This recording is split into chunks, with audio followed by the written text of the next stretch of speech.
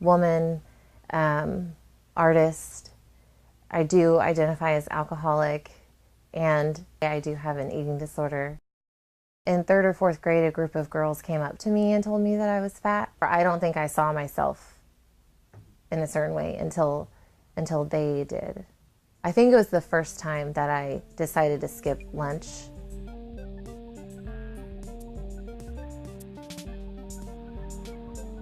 I know by seventh grade,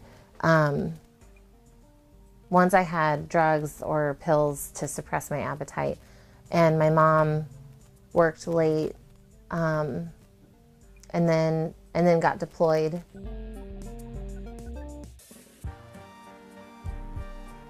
Kids need their parents. They need their parents to love them, and part of that love is to have boundaries with them.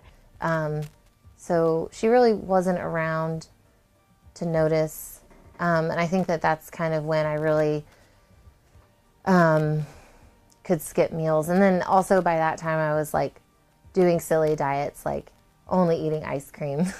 That is certainly something that disordered eating can help bring them, is there's that rule, that discipline, that boundary. I know it's a way to create safety for themselves. I would stay up all night, like sneak out with my friends, and I remember that staying up all night was part of how I would be like get skinnier after starving for so long, and then would lead me to like binge eating, and then I would have this like guilt and be so ridiculously full, and so then it felt like the obvious thing to just throw up.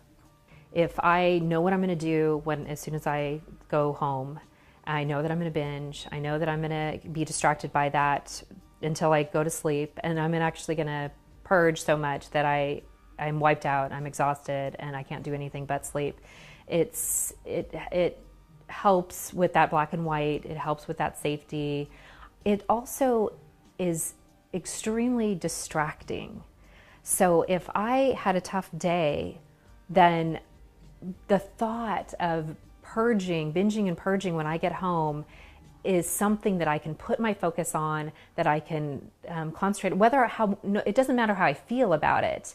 It takes away the focus away from that difficult moment to, I'm going to do this, and that's all I'm going to focus on. I'm going to feel great about it, and I'm going to feel terrible about it, and then I'm going to just be too wiped out to even deal with it. And then I know that during ninth grade, I'd come home on the bus, and that became my routine, where I wouldn't eat all day, or I would eat like a cookie at school, and then come home and binge on certain foods. It's a coping strategy. It's survival. If I have no idea how to cope with feeling sad, but I know really well how to binge and purge, then that's what I'm going to keep doing. I really just remember lots of goldfish, Pop-Tarts, tuna, cereal. And that's what I can remember, but it would be as much as possible until I'm like literally about to throw up. And then it got to the point where I couldn't eat without, I would throw up naturally. I wouldn't need to make myself. And I also mastered quietly throwing up.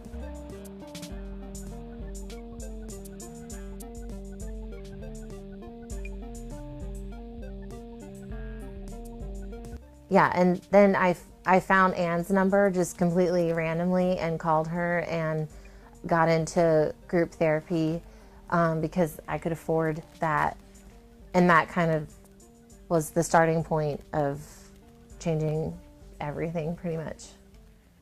When Chacha first came to group, she was very focused on it being about food and it being about her appearance, her weight.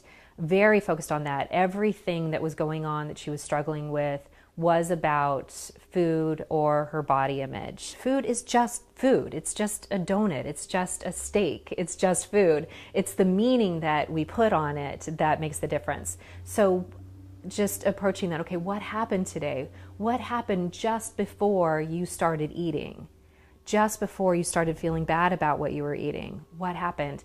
And when I talk about it like that with Chacha, she was able to say, oh, okay, I can see that.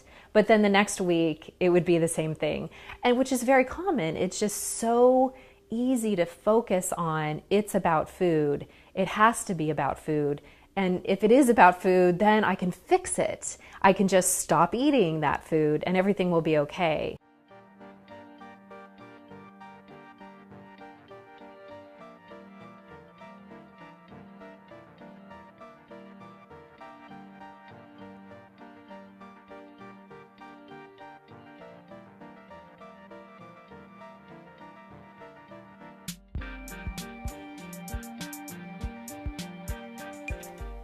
This is a book that I made for a class, a bookbinding class, and I decided to make it a memoir about my experience with eating disorders.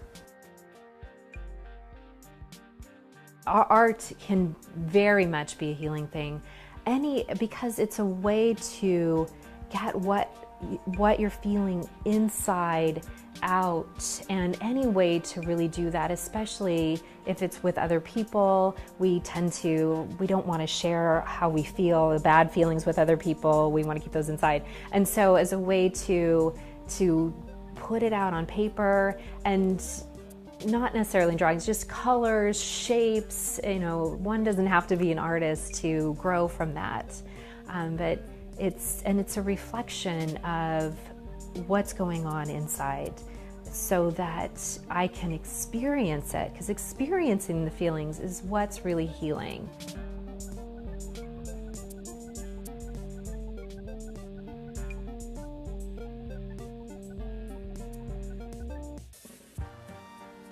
I think we're really afraid, in general, I think our culture is really afraid of the belly, and that it should be flat.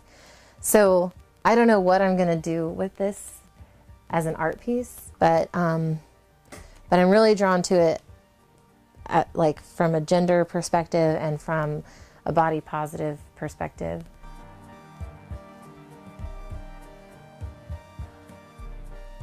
I spent so much time trying to work out to lose weight and trying to diet and stuff. And then now in my life, I'm not really doing anything. I've just been focusing on school and focusing on being happy and my mental health. And people think that I'm losing weight. So that's been really interesting to learn too.